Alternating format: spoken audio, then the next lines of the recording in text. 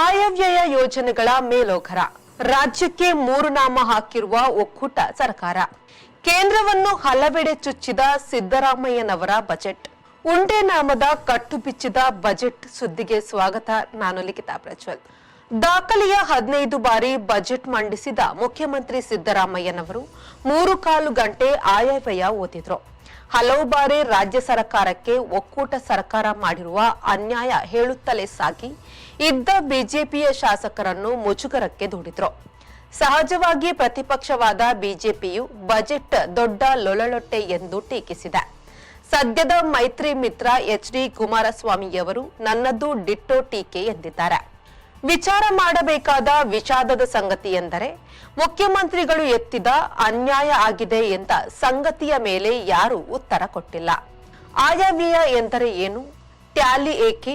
ಗಳಿಕೆ ಒಂದಾಣೆ, ನಳಿಕೆ ಮೂರಾಣೆ, ವರವು ನಾಲಣ, ಸೆಲವು ಎಟ್ಟಣ, ಆಮದನಿ ಅಟ್ಟನ್ನಿ, ಖರ್ಚಾ ರೂಪಾಯ ಇವೆಲ್ಲ ಆಗಬಾರದು ಎನ್ನುವುದಕ್ಕೆ ಇರುವುದೇ ಆಯವ್ಯಯ. ಆದಾಯ ಎಷ್ಟು, ವ್ಯಯಿಸಿದ್ದು ಎಷ್ಟು ಎನ್ನುವುದರ ಲೆಕ್ಕಾಚಾರವಿದು. ನೀವು ಆದಾಯಕ್ಕಿಂತ ಹೆಚ್ಚು ವ್ಯಯಿಸಿದರೆ ಏನಾಗುತ್ತದೆ? ಉದ್ಯಮವಾದರೆ ಮುಳುಗುತ್ತದೆ, ವ್ಯಕ್ತಿಯಾದರೆ ಸಾಲಗಾರನಾಗುತ್ತಾನೆ. ಸಾಲ ಮಾಡಿ ಎಲ್ಲಿಗೋ ಓಡಿ ಹೋಗುವುದಕ್ಕೂ, ಸಾಲ ಮಾಡಿ ಮುಖ ಮುಚ್ಚಿಕೊಂಡು ತಿರುಗುವುದಕ್ಕೂ, ಕೆಲವೊಮ್ಮೆ ತಾಕೊಲೆ ಮಾಡಿಕೊಳ್ಳುವುದಕ್ಕೂ ತುಂಬಾ ವ್ಯತ್ಯಾಸವಿದೆ. ಮೊದಲಿನದು ಜನರಿಗೆ ವಂಚನೆ, ಎರಡನೆಯದು ಊರಿಗೆ ಮೋಸ, ಮೂರನೆಯದು ಆತ್ಮವಂಚನೆ. ಆತ್ಮ ಕಂಡವರಿಲ್ಲ, ಆದರೂ ಅದನ್ನು ನಂಬುವವರದ್ದೇ ಬಹುಮತ. ಯಾವುದೇ ಬಜೆಟ್ ಲೆಕ್ಕ ಪುಸ್ತಕ ಟ್ಯಾಲಿಯೊಂದಿಗೆ ಮುಗಿಯುತ್ತದೆ.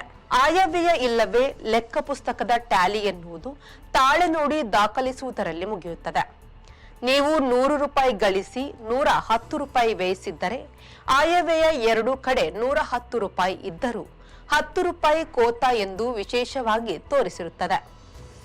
ಅದನ್ನು ನೀವು ಬೇಗ ಸರಿ ಹೊಂದಿಸದಿದ್ದರೆ ಸಣ್ಣ ಸಾಲಗಾರನ ಬದಲು ದೊಡ್ಡ ಸಾಲಗಾರ ಆಗುತ್ತೀರಿ.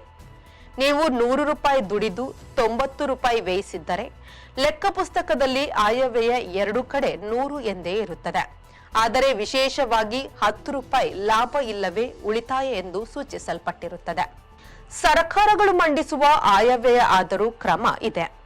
ಇಲ್ಲಿ ಆದಾಯ ಮೀರಿ ವೆಚ್ಚ ಎಂದರೆ ಅದನ್ನು ಕೋತಾ ಬಜೆಟ್ ಎನ್ನುವರು. ಸರ್ಕಾರಗಳು ಇದನ್ನು ತಮ್ಮ ರಾಜಸ್ವದಿಂದ ಸರಿ ಮಾಡಿಕೊಳ್ಳಬೇಕು, ಇಲ್ಲವೇ ಸಾಲ ಪಡೆಯಬೇಕು.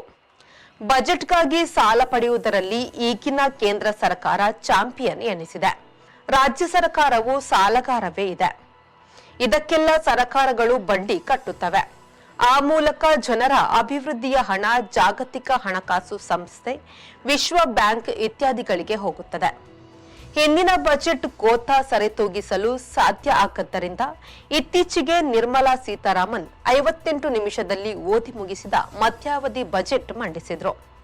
ತೆರಿಗೆ ಪಾಲಿನಲ್ಲಿ ವಂಚನೆ, ಅನುದಾನದಲ್ಲಿ ಮೋಸ, ನೆರವು ನೀಡಿಕೆ ಹೀಗೆ 3 ರೀತಿಯಲ್ಲಿ ಕೇಂದ್ರದ ಬಿಜೆಪಿ ಸರ್ಕಾರವು ರಾಜ್ಯಕ್ಕೆ ಅನ್ಯಾಯ ಮಾಡಿದೆ ಎಂದು ಆರಂಭದಲ್ಲೇ ಸಿದ್ದರಾಮಯ್ಯನವರು ಹೇಳಿದ್ರು.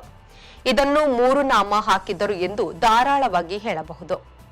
ಬಿಜೆಪಿಯಿಂದ ರಾಜ್ಯಕ್ಕೆ ಆರ್ಥಿಕ ಅನ್ಯಾಯ ಎನ್ನುವುದನ್ನು ಬಜೆಟ್ಟಿನ ಹಲವು ಕಡೆ ಮುಖ್ಯಮಂತ್ರಿಗಳು ಹೇಳಿದ್ರು.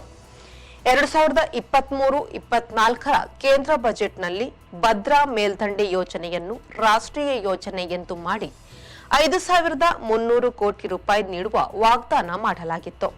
ಅದನ್ನು ಆಗಿನ ಬಿಜೆಪಿ ಸರ್ಕಾರ ಅಭಿನಂದಿಸಿ ನಿರ್ಣಯ ತೆಗೆದುಕೊಂಡಿತ್ತು. ಆದರೆ ಹಣ ಬರಲಿಲ್ಲ. ಭದ್ರಾ ಹಾಗೆ ಇದೆ ಎಂದು ಸಿದ್ದರಾಮಯ್ಯನವರು ಹೇಳಿದಾಗ ಅದಕ್ಕೆ ಉತ್ತರ ಕೊಡಬೇಕಾದ ಜವಾಬ್ದಾರಿ ರಾಜ್ಯ ಬಿಜೆಪಿ ನಾಯಕರಿಗೆ ಇರಬೇಕಿತ್ತು. ಇರಲಿಲ್ಲ. ಕೇಂದ್ರ ಸರ್ಕಾರವು ತನ್ನ ಜವಾಬ್ದಾರಿ ನಿಭಾಯಿಸದೆ ಈಗ ರಾಜ್ಯದ ಗ್ಯಾರಂಟಿಗಳನ್ನು ಹಿಡಿದುಕೊಂಡು ನೇತಾಡುತ್ತಿದೆ.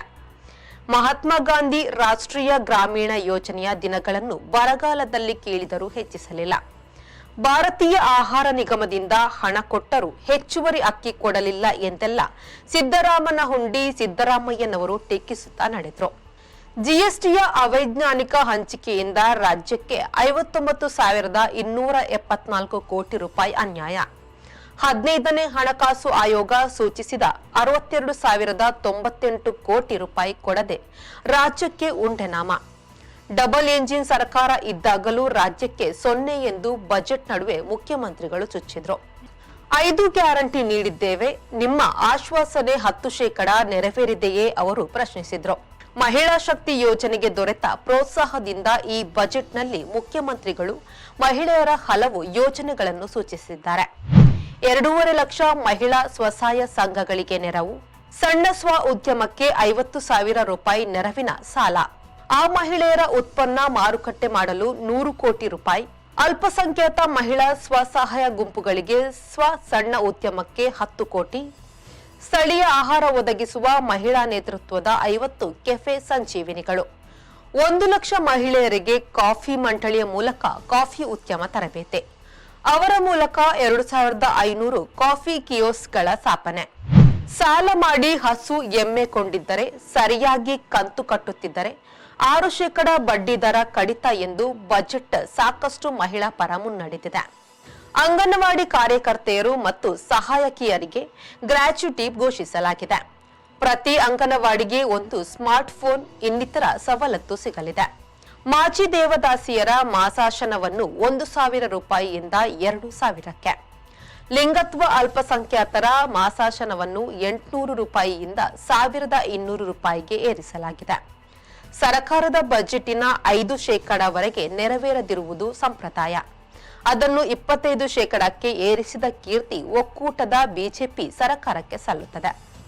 ಇದು ಈ ಹೊತ್ತಿನ ಸುದ್ದಿ. ನಿರಂತರ ಸುದ್ದಿ ಮತ್ತು ಮನರಂಜನೆಗಾಗಿ V4 ನ್ಯೂಸ್ನ ಫೇಸ್ಬುಕ್ ಪೇಜ್ ಫಾಲೋ ಮಾಡಿ ಹಾಗೂ ಯೂಟ್ಯೂಬ್ ಚಾನೆಲ್ ಸಬ್ಸ್ಕ್ರೈಬ್ ಮಾಡಿ.